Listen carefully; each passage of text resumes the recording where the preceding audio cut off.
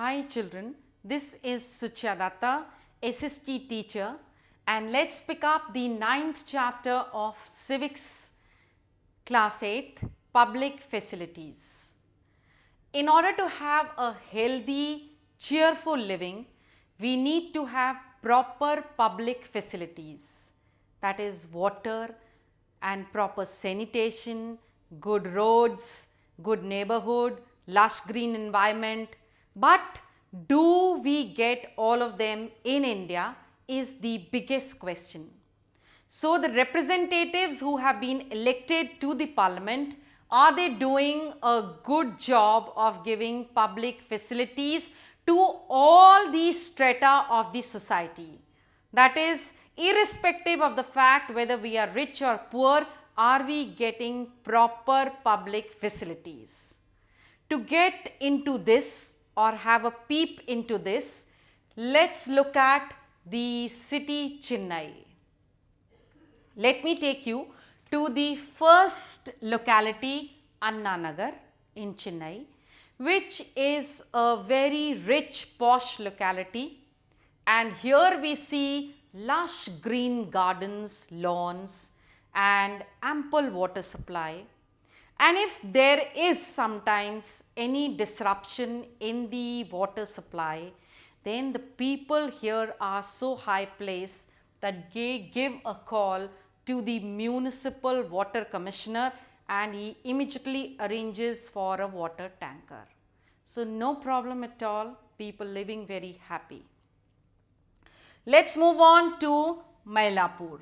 That is a place where you have apartments, the middle class people are staying here.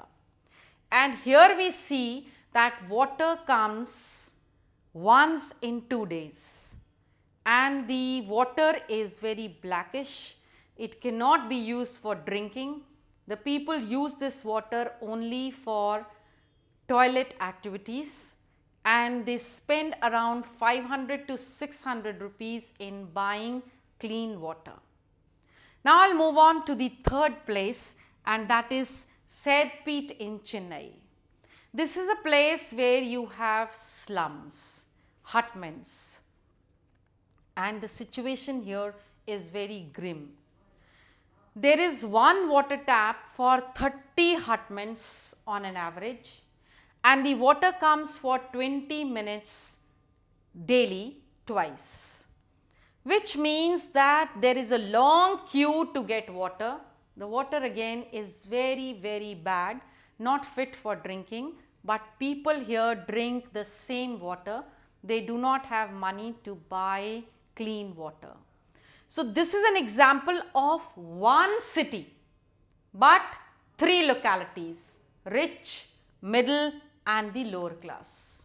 And you've seen how there is a differentiation in the public facilities when we have just compared it to the water problem. Now we'll try and understand water as a fundamental right to life. All of you know that water is very essential for good health. That is to say, pure, clean drinking water is required for human survival. And if we do not have good drinking water, then we can have many waterborne diseases like diarrhea, dysentery and cholera. Now, according to the Article 21 of the Constitution, all the citizens of India have universal access to public facilities, and it also includes water. So, taking this as a context, in 2007, that is in Andhra Pradesh in Mehboob Nagar district, the people were fed up with the contaminated water that they were forced to drink. So they filed a case in the court and they said that due to the textile mill running in the neighborhood, they were getting this contaminated and poisonous water as the mill was throwing all the waste in the outlet. Well, the judges gave a strict order there and there, taking Article 21 as their base and stated that all the citizens, residents of Mehboob district should be supplied with 25 liters of good water every day. Now we'll try and understand as to what are public facilities. Public facilities are those facilities which have to be provided by the government to its citizens so that they have a happy, healthy and a good living. It could be the roads, it could be the transport, it could be the hospitals, the schools and so on. But one thing that you have to understand is that public facilities means a facility which has to be shared by all of us.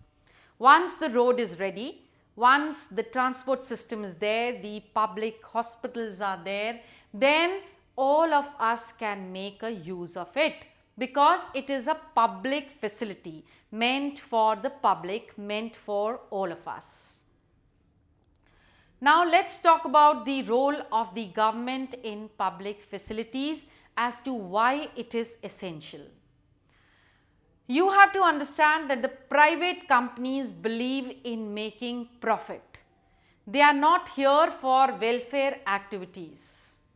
If you tell a private company to start with the anti-malaria campaign or cleaning the drains, it would just not be interested because it cannot think of making any profit out of this venture. Tell the private company to open up hospital and schools, they would be more than willing. Now, private companies have also started constructing roads and those roads of course are taxed, we have to pay a toll on those roads. So, the private companies ask for a price for everything that they give to the citizens because they are the companies who have to make profit out of their dealings. But not all of us can give a price for everything. Not all of us are so rich that we can give a price even for drinking water. So, the government has to intervene, the government has to come in between and give proper public facilities to its individuals and give the basic needs as this has been stated by the Constitution of India.